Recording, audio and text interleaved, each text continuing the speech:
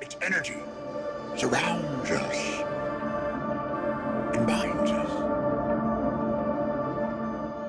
What is up, nerds, and welcome back to Carbonite Convos. If this is your first time joining us, you've just taken your first step into a larger world. And like always, if you're a returning viewer, we can't thank you enough for joining us for another episode of the Carbonite Convos podcast. Today, we got a special one for you because we have two wrap-ups that we finally have in Loki, the season premiere, and in Black Widow finally premiering. But before we get to that, sorry, we're on live on TikTok and we're having some technical issues. Before we get to that, you can follow me everywhere on Instagram and Twitter at Funko Stud, and I'm broadcasting live from my Star Wars MCU Facts TikTok. Sorry that we're a little choppy right now. We're still figuring out this live stuff. But like always, I'm joined by Wall Crawler Pops, and it's going to be smooth from here on out. Alec, are you ready to talk Black Widow and Loki? Yeah, man, you said it yourself. Two huge events in the MCU. One that was long overdue and one that's going to change the MCU as we know it forever. But before we dive into that conversation, guys, do not forget about our big three. It's like, comment, and subscribe. Hit that bell button if you're on YouTube. Stay alert with everything we're doing here on TikTok, on Carbonite Convos. If you're on TikTok, go ahead, hit that follow button as well. You can see us here live every time we do a podcast episode. We greatly appreciate the support, and I'm ready to get into it. Yes, sir. So, which one are we talking about first, Black Widow or Loki? I say we lead it off with Loki. All right, sounds good. What do you got? I know you have a lot of thoughts. We both do. Let's just get into this. So one, overall, let's just say, absolutely phenomenal show. Yeah. I wish it was more than 6 episodes. I've been a really big fan of the TV show format the MCU has kind of gone towards for a little bit, and I really like it because we're getting a lot of information and we're getting prolonged movies spread out over a couple weeks at a time. And we talked about it. It becomes sort of like an event for us, especially on the channel. Each night, yeah. Each night it becomes a lot of fun. But let's go ahead and kick it off with, I think, what everyone's talking about the most, this version of Kang the Conqueror, He Who Remains. Yeah. What are your initial thoughts? I loved him. What was the actor's name? I can't remember off the top of my head. But dude, he absolutely killed it. And we're going to be seeing a lot more. We're going to be seeing a lot more of him. I liked the comedy behind his acting style, portraying him. Like example, the scene where he does that, like the humming, the "oh man" thing. Yeah, that was funny.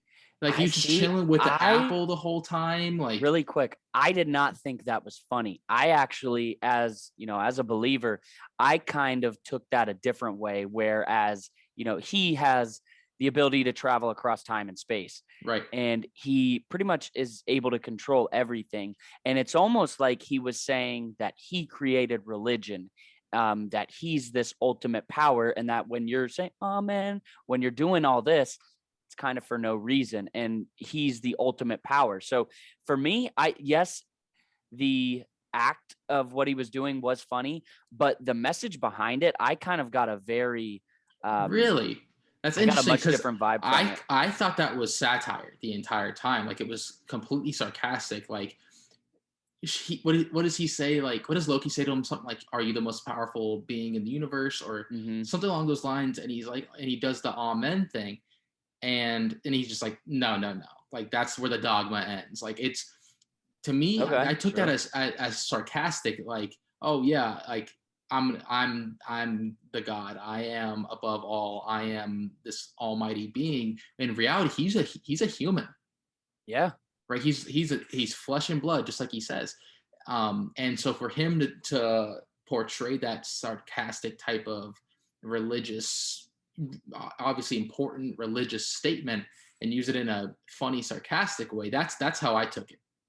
Yeah, no, definitely. And what's going to be really interesting is to see how this actor plays him in a couple different ways. Because Tom Hiddleston did the same a little bit, because he's had to go back to playing several different variations of Loki, being at different stages in his life, progressing several years into the future and then going back and having to get in that same mindset. So it's going to be interesting to see this variant of Kang and how he, just his demeanor, because like we mentioned before the episode, I don't think he was a bad guy, but he was not a bad guy. No, the Kang we're going to get in the future is going to be a villain. He's going to be very evil. Right. This He Who Remains was definitely not a bad guy, but he also wasn't a good guy either. No. Obviously, like when we talk about good versus evil, every point of view you look at good versus evil, it's completely up to your interpretation of what the words mean.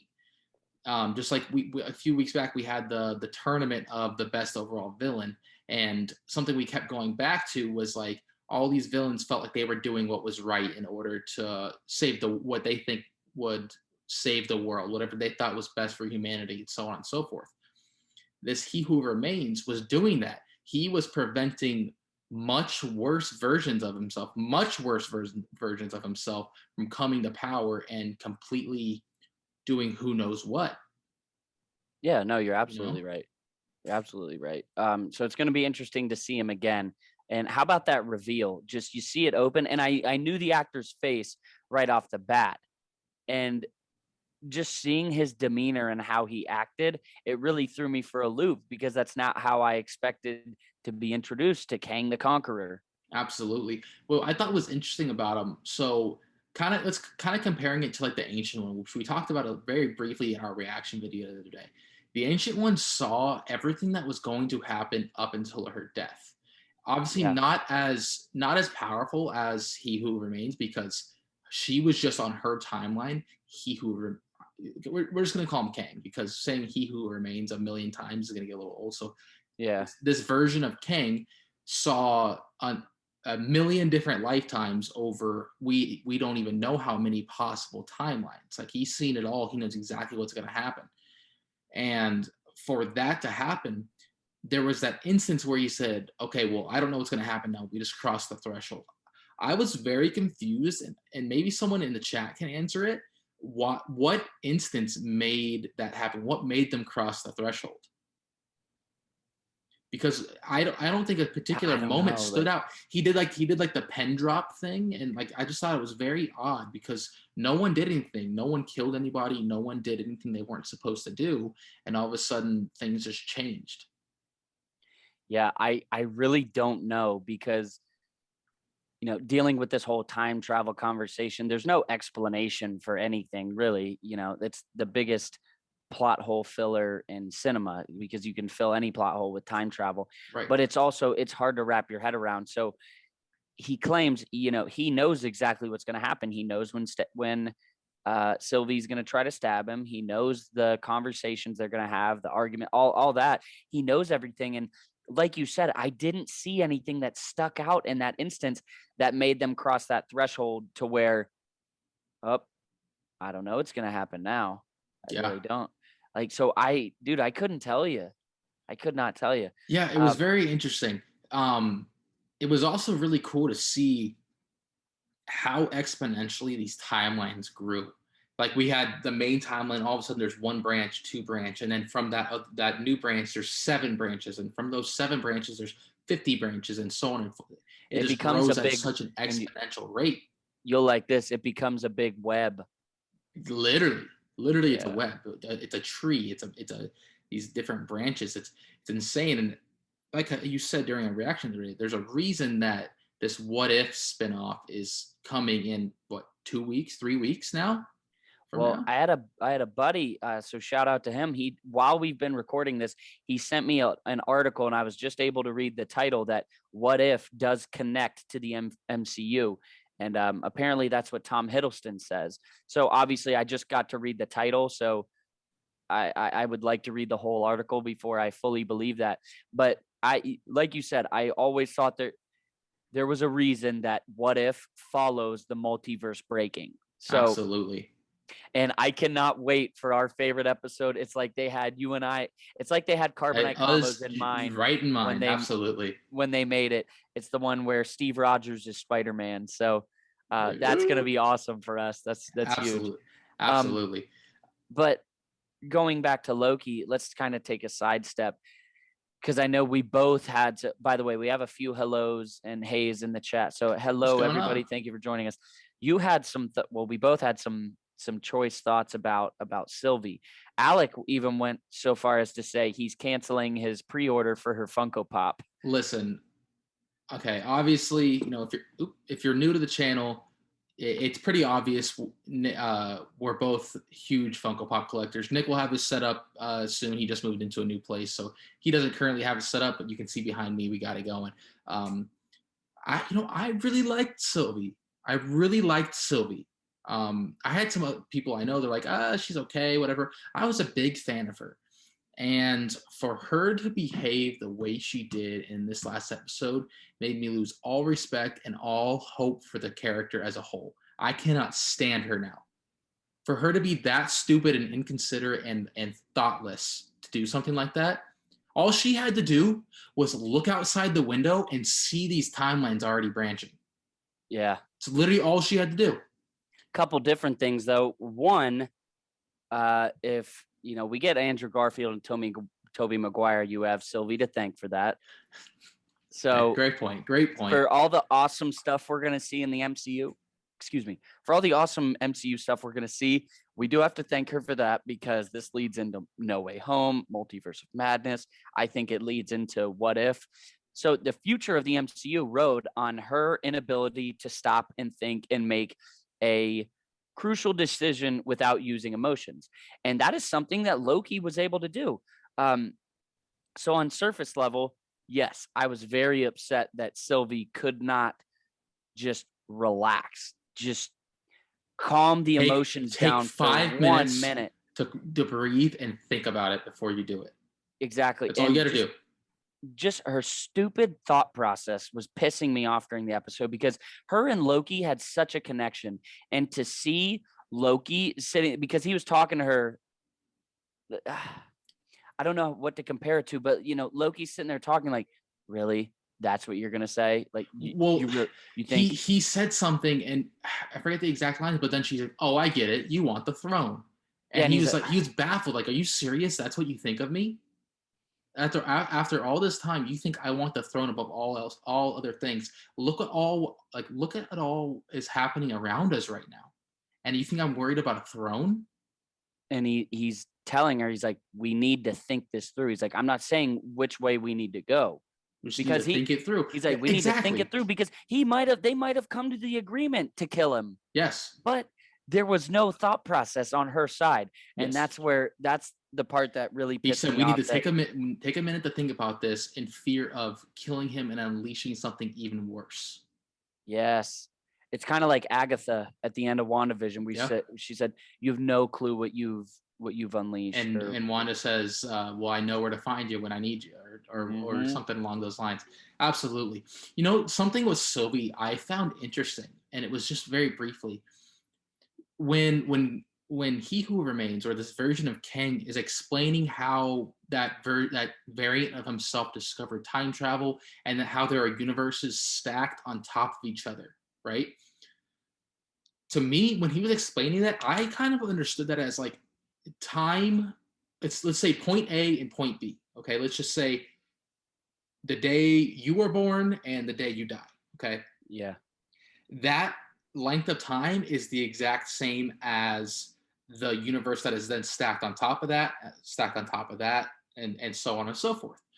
But Sylvie says to Loki before they walk into this mansion, whatever, she says, "Loki, I was pruned before you even existed. I've been running my whole life leading up to this moment. I just need a minute, whatever." But she said, "I was pruned before you even existed." And I just thought that was, I don't remember that. She said that. And I just found that very interesting to know, like, exactly how old is she? Because if they are the same person. Yeah. Right? Like, that's why they connect so much, because they are literally the same. Mm-hmm. How was she pruned before he existed if the timeline is stacked on top of each other? Okay, yeah, I get what you're saying. You see what I'm getting at?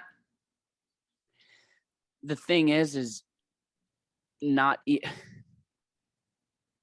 See, we're getting into some deep, like I don't even know what to call it. Physics. I don't know if there's an answer or the- not, the but that's thing- just something that stood out to me that I wasn't confused on, but I was just curious about as far as how the Maybe- timeline works. Maybe she meant that before his exact version existed, if that makes sense. Because Maybe. Kang, I think he said it. The first one of him was from like the 1300s, The 31st century. 31st century. No, Yes. He lived on No. Earth in the 31st century. He did not live on the 31st. So he's from the future, Yes. dude. He did not say 31st. 1,000,000%. Really, Yes, I'm positive. dude. You're blowing my mind right now. There's Yeah. no way. He said he said there was a version of me who was a scientist who lived on Earth in the 31st century. He discovered this time travel, and then it was inevitable that he ran into different versions of himself, who then traded information to make each other's universes better. And then they ran into some not so good versions of himself, and then yada yada. No, I get all for that lack of part, better but terms. you'd think that the first version of that would have been early on, though. Well, I don't know if the technology existed then. He's from the futures because the technology exists in the future, and then he was able to then go back and exist. That's the interesting thing. Like conversation about time travel. If time travel ever exists in real life, in Marvel, whatever, then it's always existed. Yeah. Which is kind of an interesting thought. So I think that's where it comes from, because like he comes back and forth from, in the comics there's a version of himself that lived in the 1300s. Yeah. That I know. Obviously there's several different versions of it, but that's just one of them. He's a lot like Rick Sanchez from Rick and Morty. Yes. Like that's what I was picturing the entire time. Absolutely. His little portal gun. So you actually wanted to talk about his temp pad. His temp pad, yeah. So this might contribute to the theory of it being of the TVA and all this happening in the quantum realm. And kind of comparing it to Doctor Strange a little bit as well. That temp pad that he was using, that Sylvie eventually used, he wore it on his hand like a sling ring. So I was just curious, and maybe just the theory here, that if this actually harnesses the same type of energy that the sling ring harnesses, and if that sling ring energy harnesses the power from the quantum realm. I don't know. I could see that. I could very much see that being a thing, especially with like that's how you time travel. That's how you travel through time and space. I think magic in MCU, just like Thor says, and in the first Thor movie, on Earth you call it science, I call it magic. I'm from a place where they're one and the same. Yeah. It might be kind of the same theory concept. You know what I'm saying? Yeah. No, I get it.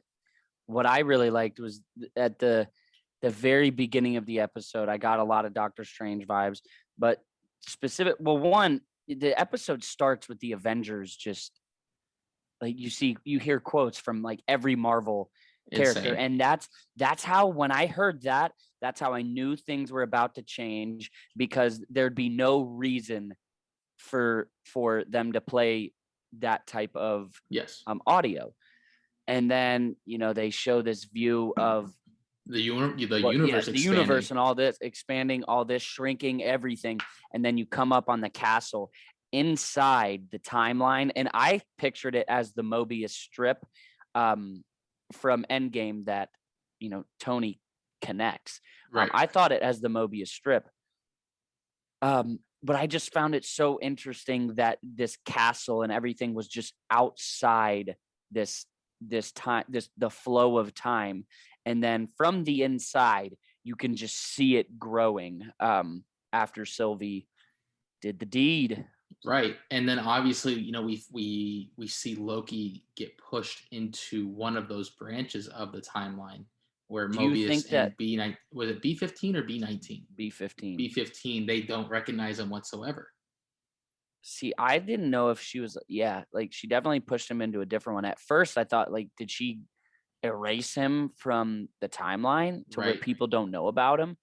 But yeah, I thought that was super, super interesting, because we see Loki, and at first when Mobius and B15 are telling him to calm down, I almost pictured it as like, the person who's seen the universe and he's telling everybody and everybody thinks he's crazy. That's what I pictured it as first, because like, calm down, calm down. He's like, I can't calm down. Like something's coming.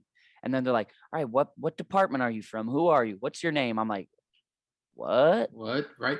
It kind of reminded me of when Banner gets sent to Earth to warn Doctor Thanos Strange is of coming. Thanos. It was the same concept. Oh, he's coming. He's coming. Something big is coming. You know what's interesting? And I'm sorry, I can't believe I've just thought of it, because it's no coincidence that Banner just happened to be teleported from the Asgardian ship to the Sanctum Sanctorum. Well, Heimdall put him there. yes, exactly, because he sees everything. That's interesting. Like, I just never connected those dots before, that Heimdall purposely put him there. I was just like, oh, It was his last act. Yeah. Did you see also Sanctum was in the background of the debris from episode 5? Really? I did not notice that. I didn't That's see it what at the vibe of the room that this version of Kang was in, with the windows and stuff, very much reminded me of a Sanctum. No, definitely. So how do you think this plays into No Way Home and Multiverse of Madness and WandaVision? Like, how does this connect? I'm curious if how these timelines are going to work. I wonder if they're like independent timelines where like one little variable has changed, or if it's going to be something more along the lines of them crashing into each other. Kind of like in the Spider-Verse movie, like how like everything's glitching and stuff, and like these objects are being grown from the ground and things are exploding and stuff, because the timelines are overlapping and crashing. I wonder if it's going to be anything like that, or if it's just going to be, hey, Doctor Strange, I need help because I'm stuck. Everyone knows who I am, and they think I'm a murderer.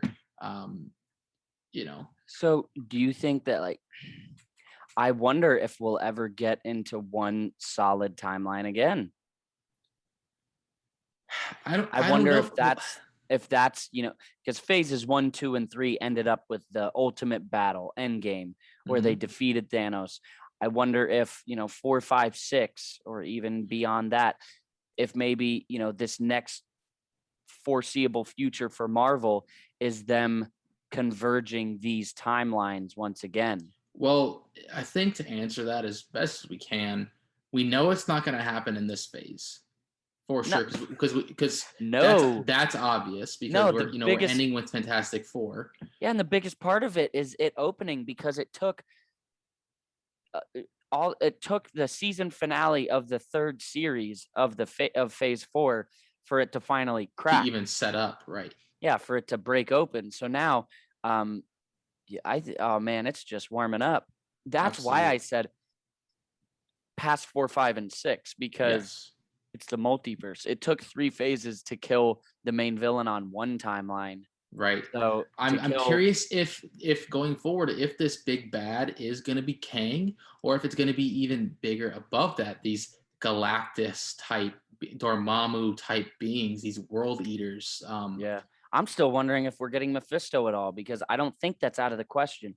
At this point, nothing is out of the question. And I was talking about this the other day with a guy at work. I think they have to plan for the future.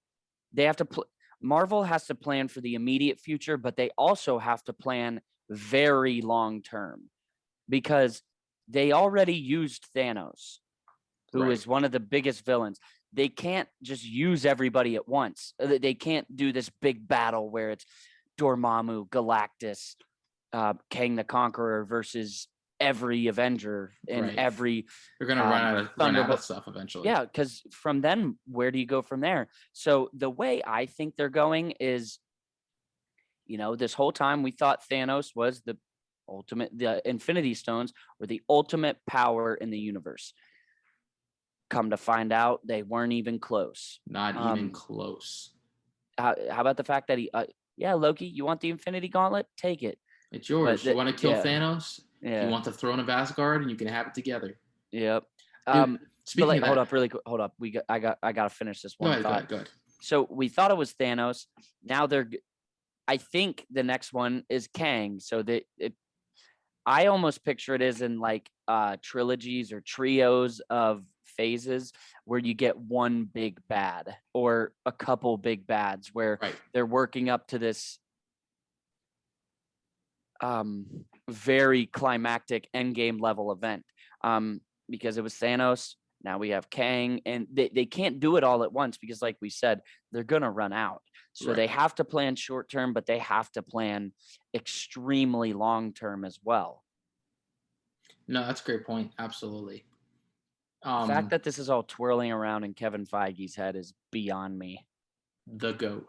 Dude, just to be able to get in his head, think his thoughts for a day. Dude, the team that Disney has put together to create these shows, movies, this entertainment that's surrounding the MCU is absolutely impeccable. Yeah. They have the best of the best. It is the MCU is in the hands of the best possible people. And and as a fan, I can't be any happier than that. No, for sure. What were you gonna say about the I Infinity think Gauntlet? not the unsung like interesting character of the show is Miss Minutes. Super interesting how she works. Love her accent. Love how she works for him. I don't know. We still don't even know the question. Like, is she real? Is she like a What is she? fathomable being? Is she a hologram? What? But she was obviously created by this he who remains to work for him and be like the spokesman of the TVA that he created. I thought she was super cool. My favorite character of the show was Alligator Loki. I thought he was awesome. There's no way he was your favorite character. I loved him. He was awesome. I get that. I saw this meme the other day. Not like favorite character, but like favorite, not Easter egg, but like favorite little like sidebar. Yeah. I just like watching him run around. I thought he was great. I saw a meme where it was like the Snyder Cut, DC fans, this is epic. And then it was like Marvel fans, Alligator Loki, this is epic. Like just a dude like it is. Yeah, it was absolutely is. So I'm sure more Loki things will come up from this conversation, but I know another pointer that you wanted to talk about was Ravonna. Yeah, so she kind of confused me a little bit. So obviously in the comics we know that she is the girlfriend of Kang. Obviously, it seems like that's not the situation here. It could be eventually, but right, maybe not yet, maybe not at all. We'll see. But what I thought was interesting was this variant of herself that was the high school principal or whatever she was, because right before they flash to that, Mobius says, "We all know your secret, or we know what you're hiding," and then they flash this principal version of herself. All other variants of everybody that's there has been what's it called? Not snipped, pruned. All the other possible yes. Because if there's more than one variant of a person, that creates a branch in the timeline. But there's this version of her living in a timeline that was not pruned, of her being a principal. Which is I wonder if that's something they didn't think of. There's no way they didn't think of that. Yeah. Because why would they make a point for B-15 to show that other agent? I don't think that was about Ravonna specifically. I think she needed to show. I think it would have done the same thing if she showed. Okay, let me back up. So yes, the more you think about it, yes, that is interesting that there is the only one we know of is Ravonna having a variant. But I don't think if she was the only one, if she wasn't the only one, I think she wouldn't have been the one that B-15 showed, because B-15 was showing the other agents to convince them. You know what I mean? So let's say the dude who she showed, let's say that's Fred. She probably would have gone to a timeline where there's another Fred. Right. And where she could say, hold up, you got to trust me. Fred number 2 walks in and he's like, whoa. So it is. I do understand your point. Like, why or how is there this extra Ravonna? That would have been a lot more powerful if Fred saw Fred in this instance, but that's not a possibility. Yeah, because there are no other Freds, but there is another Ravonna, and there's however many B-15 Ravonnas. know that? Right. I don't know. It's very so. interesting. Well, I mean, I think she figured that out. Her and Mobius together because Mobius says, "We know your secret," Oh, and then okay. they Now I flash get to what that. you're saying. Okay. So I'm not sure. And that is obviously that pen, the high school pen that Mobius was confused about earlier on. That's where that came from. Dude, my dad brought that up to me last night. He asked, he was like, yo, does this FDR pen, does that mean anything in the future? And I'm like, no, I'm reading. I don't think it does. Now it connects. Because they flash to her office. Whenever they show a cup of those pens. Her secret is that is her agent. Because Mobius said in the episode, Mobius is, because it's clear she keeps the relics that they find. Right. You know what I mean? Mobius, they're going back and forth, and Mobius is like, man, you must have another agent out there, like you're number one, because Mobius says something along the lines that he's number two. He says, man, you must have another agent out there that's doing something better than me. Something along those lines. Yeah. Not even paraphrasing, just something to that effect. Right. So it does connect. So she definitely knows. 100%. She 100% knows about that variant of herself. Now, what exactly the role of that variant, we don't know. We'll find out. I guarantee we find out because they didn't make a huge point of it. No. And I think it was a big deal, and it wasn't covered too much. So I think we will be seeing that in the future. I can't wait to call my dad after this and tell him that. That's dope. Yo. Yeah, so, absolutely. What else do we have about Loki? Is there anything else? There's a lot, but there's a lot, but we got another movie to cover. Absolutely, we do have a whole movie to cover. I'm fine moving on to that. I think we've talked about Loki quite a bit. All right. Yeah, let's do it. Dude, let's get it. So Alec and I, we didn't see it together, but we both. How great was it just being back in the theater? I had a packed theater. It was incredible. I had my popcorn. I had my soda. Me and my dad went and saw it, and it just felt right. Like I didn't cry or anything like that, but I teared up a little bit just sitting there, and the fact that just seeing the classic Marvel logo just come across the big screen. Absolutely. How about that? How about the song they played in the intro, the cover of Smells Like Teen Spirit? Yeah. I thought that was great. Yeah. As they're showing flashbacks of like the early to like the mid to late 90s. During the Cold War. During the Cold War. And you see, like, honestly, I've seen it twice now, and I haven't even been able to see everything that's happening in the little clips and pictures that they're flashing through because there's so much happening. Yeah. It's a summary of the Cold War. It's a summary of Natasha and Yelena growing up. It's a summary of everything that happened to them, everything in the Red Room. It's a lot to try to watch and process at one time. So, like, that's going to take a couple watch throughs to pick up on everything. Yeah, definitely. I didn't know that that's only the fourth MCU movie to have a complete title sequence. Really? Yeah, where it like stops and it has the music, it has all the, it has the contributors, and it has a sequence like that. And I'm trying to think of the other ones that might have. I'm thinking maybe Guardians? Iron Man. I don't think Guardians 2 had one. No. Yeah, the fight scene. Well, I guess does that count where they're fighting that monster where Drax jumps into his throat and like Groot's just dancing? Yeah. I was thinking one might have been Hulk. I feel like Hulk did. I don't know, to be honest, but I thought it was really interesting. Absolutely. Would I thought it was Panther great. Count? No, that I don't know. We'd have to go back. Absolutely. I can't recall off the top of my head, but that's really interesting. I didn't know that. Was super cool. Dude, you said it before that Yelena carried this movie. How awesome was she? Great. She was incredible. Awesome. Florence Pugh absolutely crushed it. Yes. Absolutely crushed it. I gotta get her. I know.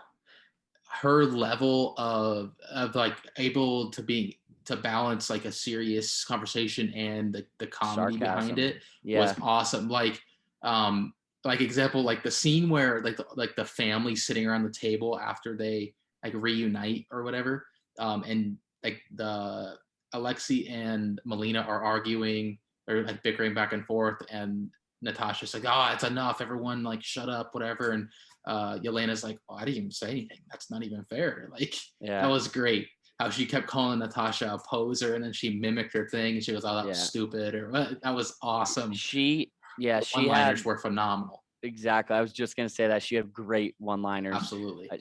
No, I agree. She had that perfect balance, like you said, because she has a very serious character, but you can tell that she views Natasha as a sister because she gives her those smart ass remarks and all that.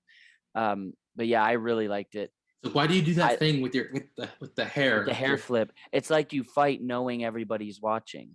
yeah, that was great.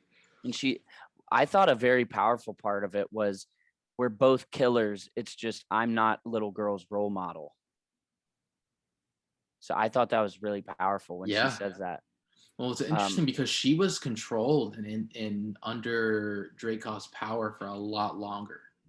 Let's talk about Dracov. I absolutely loved, and we'll get back to Yelena for sure. I love how this movie connected to the first Avengers. Yes. And Loki, because when Natasha goes to confront Loki, she's talking to him about how much red is in her ledger, and we talked about this a little bit. How much red is in her ledger, and how she can't wipe out that much red. And he starts saying, he's like, the hospital fire, Dracov's daughter. Like, how did he know about that? Well, Clint told her. Oh, true. That's a good Yeah. point. I didn't think about So that. it was it was something for almost 10 years now. It's like, what the hell is Loki talking about? Dracov's daughter, like all the hospital fire. What is all this?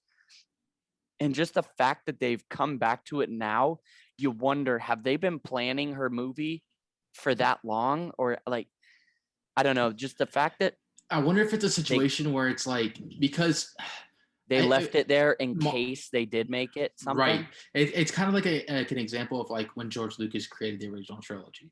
Like, maybe they only had X amount of money and X amount of time to spend developing this MCU. And early on, they were profiting a lot of money. Like, but then they also had to dish out a lot of money to make the films, pay the actors, and so on and so forth. They probably just picked and chose exactly what they wanted to cover, but they had that story written and they had beforehand. And they had to put in these little things in case they were able to make it. Yeah. So they have Dracov's daughter. And then the biggest question I'd say of the MCU so far is, shoot, what's the word that, Budapest. Budapest, yeah. It's a lot like Budapest, huh? He's like, you and I remember Budapest very differently. So we're always like, what the hell happened? What happened there? What happened in Budapest? And then in Endgame, we've come a long way since Budapest. And now to get to this movie and know that Budapest and Dracov's daughter, two questions from the original Avengers movie, was the same event. And we found out that was it was Natasha's hardest moment. I thought it was really cool. I didn't pick up on it the first time. Well, two moments that involve Clint. One is when they escaped Taskmaster her and Yelena escaped Taskmaster the first time, when they were up in the vent and there was like tic-tac-toe and they were like, yeah, me and Clint Barton stayed up here for 2 days. Thought that was really cool. Mm-hmm. But when she first runs into Yelena and they're fighting, whenever they have the pistols drawn at each other, and Yelena says like, while you're here, hey, what kind of bullet holes make those? And she's like, not bullet holes, arrows. And the first time I watched it, I just kind of went by me. Wait, who said arrows? Natasha said, not bullets, arrows. And because there were arrow holes in the wall, I'm like, her and Clint fought in that apartment. Yeah. I didn't catch that the first time. And the second time through, I was like, that's really cool. I really like that. So Yeah. I can imagine it was kind of the same situation. Maybe that's slightly right before she defected to Shield or whatever. And there had to, I want to see that moment. There was some defining moment that Ooh, happened yo. there where they had a heart to heart, or they clicked, or they had a connection that made them stop fighting. Dude, that's so interesting because Clint, Hawkeye, was sent to kill her. Yes. So that's where that fight happened. And he Mhm. chose to spare her life. And that's where Right in that Budapest room. happened. That's where they built that connection. Man, the fact that it all links, man. I love this. I absolutely love the movie. And, in full transparency, Alec and I said before the movie, a couple days before it came out, because I forgot, leading up to it, I was like, holy crap, Black Widow's in 2 days. We were talking and I asked Alec, I was like, how do you feel about this movie? He said, I'm not excited. And I said, exactly. Like, Like I'm I'm like it's excited because an it's Marvel. MCU movie. Like it's gonna be great. Like Yeah. it's gonna be really good. Black Widow's dope. Yeah. But after seeing it, I was I really happy with it. pleasantly surprised. It was so great. It should have happened. Like I long wasn't ago. expecting it to be bad. That's not No, the case. not at all. But Not it at was all. much better than I thought it'd be. Yes. And the fact that it was after Civil War and leading up to Infinity War. We had no idea where it was going to take place. No, none at all. Right. So the fact that it happened right before Infinity War, she's going to break her Avenger friends out of prison. Dude, is incredible. the How to- Avengers I theme was they gonna talk played about when that. she's flying away, I teared up a little bit. I'm I not did gonna too. lie. Dude, I had goosebumps from head to toe. I'm sitting there. You hear the Avengers music she pulls off. Was that a A not a Quinjet? yeah, Quinjet. That's what I was. Yeah, that was a Quinjet. Yep. And she goes to get the Avengers. It shows what a pivotal role she actually did play. I love the fact she was wearing that vest. Yes, Yelena. That, That's where I was like, when they were having that conversation in the car, they're like, she that. mentioned Like, the what vest. is up with that? Right. Like, what is up with this vest? Why is it so? Why is that? Like, I get it. That hits hard that's the first piece of clothing that she ever bought for herself. But there had to have been something else to it. So to find out that it has a lot of pockets. yeah, you could carry so much. Yes. The fact that was what Black Widow was wearing the entire Infinity War, I love that. It was great. So let's get to what do you want to talk about next? We talked about how great of a character Yelena was. How great was Alexi? I was about to say Alexi, yeah. He was awesome. He was funny as hell. Dude, I saw a theory on TikTok that if Stan Lee was still alive, RIP, his cameo would have been the guy that was tattooing him in prison, and he would have been backing up all these stories that he was like lying about. Well, like he was telling everybody when they were arm wrestling. Damn. That would have been awesome. I saw something, and I'm planning on making a TikTok about it on this. Is that somebody actually pointed it out in my comments the other day that Ivan Vanko, I think is how you say his last name, Mm-hmm. the villain from Iron Man 2. You can see him in the prison. Really? Yes, but the only thing about how that doesn't make sense is because everybody in that prison died. I assume they did. With the glacier, I assume everybody died. Well, everyone got inside, so there's a chance there were survivors. True. If nobody survived, then that clearly couldn't have been him because he wouldn't have. Well, yeah. Yeah, no, that was much after. But, dude, this could not have been him because he was dead. Right. He's dead. All right, so maybe it was like a little cameo, but like, yeah, he was dead in Iron Man 2, which is several years before Civil War, and this is after Civil War. So I find that interesting. Let's bring up about the whole Captain America conversation. One, I love that he says, we're not enemies. We're what's the word? Counterparts or counterpart. Exactly. I think that was the word. Something like that. And it was just funny because he is like the Russian Captain America. Yeah, but he doesn't get that. He doesn't get that credit. He got thrown in prison. Right. Not as strong. No. Not even close. Dude, it's Captain America. Right. I'm sorry. But he says, I fought him back in like 83, 84. And that was an obvious lie.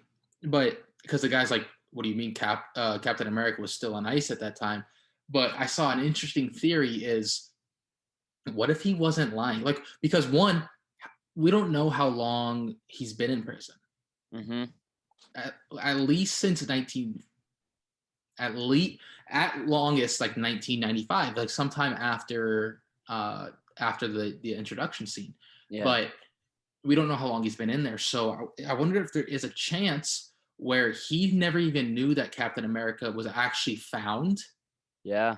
And that he believed he was fighting Captain America. Maybe it was Bucky at the time. Maybe the people, whoever set up the red, like the, what do you call them, the Russian Avengers, Guardian? not Red Guardian, but like that group, the Red. I thought There's a name for like I the don't Russian know. Avengers, like it's like I that, can't remember like right the now. Crimson Dynamo and all of them together. Yeah. Anyways, Bucky would have been around that time. Yeah. So I wonder if maybe they dressed him up like Captain America, and because he would be familiar with the fighting style. And what if it maybe was they something squared like, off.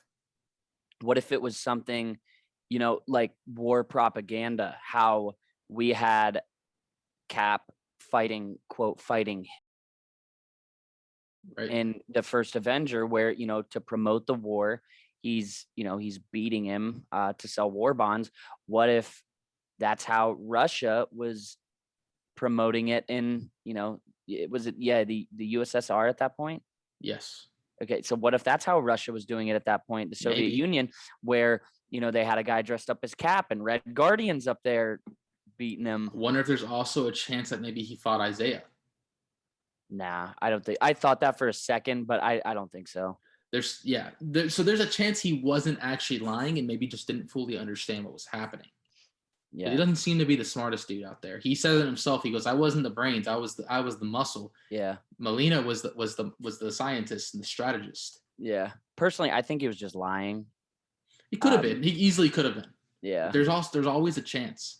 Because I think he was exaggerating a lot of the stories. I don't know, but it was a funny scene. I thought it was cool because also he has Yelena and Natasha's names tattooed on him. So that proves he cares. He does care. He cared the whole time. No, he just doesn't show it. I mean, it's hard. Oh yeah, I'm sure. It's hard to show. Look at he was around Dreykov. I'm sure he couldn't let that show whatsoever. I find it very interesting that Dreykov was able to have that floating sanctuary for so long and it didn't pop up on anything. Like, how was that? No idea. The only thing I can think of is that Hydra had infiltrated. No, because I don't know. There's just no way that SHIELD wouldn't have known about this. Well, gigantic Hydra. float. Well, SHIELD was Hydra. I know that's what I was saying. Is maybe Hydra just ignored it, helped hide it from SHIELD from within, and maybe that's. I think we kind of need an explanation for that because when I saw that floating there, just how huge it was, and the fact that it was in the air, I thought that might have been easier for SHIELD to find. Right. Just scan, like just fly by it. Tell me Iron Man wasn't flying around at some point and just, oh wait, what's that over there? Got it. Right. Yeah, it's very strange how it was able to just remain there without being detected or anything. What are some other thoughts? You kind of took mine with the whole Avengers music. That was my favorite. I loved that. How do you feel about Taskmaster? In all honesty, I did not expect it to be a girl. I didn't expect either. That. Not at all. Like I don't have a problem with it. My thing is, I'm not like disappointed with it. Like I thought it was fine for the MCU. I thought it was fine. Yeah. I didn't know what to expect because like Taskmaster is a classic Spider-Man villain. Yeah, I'll give some thoughts after you. And so like I knew it wasn't gonna be that. I knew it was gonna be a new story. So like I'm not satisfied. I'm also not dissatisfied. Like I'm very much just like fine with it. Yeah. You know what I'm saying? Like it's just like no difference to me. It's just I was picked this whole time. I thought Taskmaster was the villain of the entire movie. Same. And he wasn't. We really did not see much of Taskmaster. I'm sorry, I said he. Well, the whole time I thought it was a he. Well, the whole time they address her as a he. Yelena calls him a he. Really? Okay, yeah. Yeah. So I thought the Taskmaster would have a lot of screen time. I thought that was going to be the main villain, and it turns out we didn't see her much whatsoever. And We I are know going to see her in the future. as a villain, I don't know. I think she'll be maybe part of this Thunderbolts that they're setting I up. feel like Taskmaster would be too much of a. I feel like he's too much of a main villain for that to be his only villain appearance. Right. Well, she's know? also way too cool. Like, how dope was it to see her fight like Cap, fight like Black Widow, the claws Hawkeye. like Black Panther. Yes. That was dope. Super cool. She's way too powerful to not be used in some capacity. Yeah. No, I agree. You know? I agree. Yeah, I liked the character. I just didn't think we saw enough of her. And again, I didn't expect a girl, but I didn't, I'm sure, like everything in this world, I'm sure there are some people that are offended by it, but I didn't mind it. I didn't mind it either. I'm very much indifferent. Yeah, I wasn't surprised that it would be something like that. We're kind of moving into that stage in cinema where, we're seeing a lot more minority roles, a lot more female-led roles. So, I think it's very fitting how the MCU and Star Wars alike, how that's kind of been going. So I wasn't surprised to see it be a female at all. And I wasn't disappointed. I just would have liked to see the character more. You know what I mean? Right. And I think we will going forward. She was a badass. Like the character was so dope. Yes. I thought, I'm sitting there like, how is Black Widow? How is she gonna beat this villain who can fight like Cap, can fight like Hawkeye, can fight like everybody and mimic them? How is she gonna beat her or him? I thought at the time. So I was just very thrown off that we did not see more. Absolutely. Now, I guess here's the main topic is, how about that post-credit scene? Yes. I found it incredibly interesting that MCU pretty much just slapped you in the face and said, if you don't watch the shows, you will be lost. I was talking about, yeah, of course. I was talking about that with the buddy. And it was like, they just chucked a 90-mile-an-hour fastball at our faces on that one. Like, what's interesting is that was supposed to be Valentina's first appearance. Yes, that was supposed to be before Falcon Winter Soldier, which is interesting. I wonder, because she didn't say her name. I wonder if she would have said her name and that, so we would have been wondering. I wonder, had that been her first appearance, if she wouldn't have said, "I'm Valentina Allegra Defonte, Valentina Contessa in Falcon Winter Soldier." No, I wonder if she would have said her name in Black Widow. Oh. Or if she would have not said her name, kept everybody in the dark. So we're sitting here for we're sitting here for the next few months. Like, who is this lady? Who is this? And we have to start theorizing. I think that's more realistic. And then she confirms it. I'm Valentina in Falcon Winter Soldier. I don't think they changed anything. I think they left it exactly how it was supposed to. I think. Really? Yeah, I thought they said they did change a little bit. Oh, did they? I thought I heard that. I could be wrong. I don't know. I could be wrong as well. Sorry, but I think it makes more sense for it to be more left in the dark during the post-credit scene. Yeah. I agree. Just like how we saw Thanos the first time. We just saw him turn around and like, oh, I got to do this myself or whatever. No, you're exactly right. So it's clear that, well, one, she's assembling a team, which we'll get into, but this will be, I think, one of the main storylines of the Hawkeye series is Yelena confronting Hawkeye, confronting Clint and his daughter. How is it not known that she sacrificed herself? Yeah. How is that not common knowledge? Maybe this is, dude, I don't know. Because I feel like any Avenger could have, I'm sure, talked to the world in a press conference. Like, it could have been Hawkeye. It could have been, obviously, it wasn't Cap. It wasn't Nat, Tony, or Cap, because they all didn't make it after that. What I was saying is, what happened? Someone would have said, like, Nat and Tony sacrificed their lives for this cause. Exactly. That should have been one of the first things that happened. You'd when think. they addressed the world, they said, okay, this guy Thanos came in, wiped them out. Then we came back and brought everybody back. Yeah. I just And realized I had a filter on this whole time on TikTok. Sorry. I didn't know. I thought I was on original. No, but that should have been one of the first things that the world found out. And for it to not be common knowledge, I find that really interesting. Yeah. Yeah. This is also. I want to know what Yelena's been up to in between this time. Did she get blipped?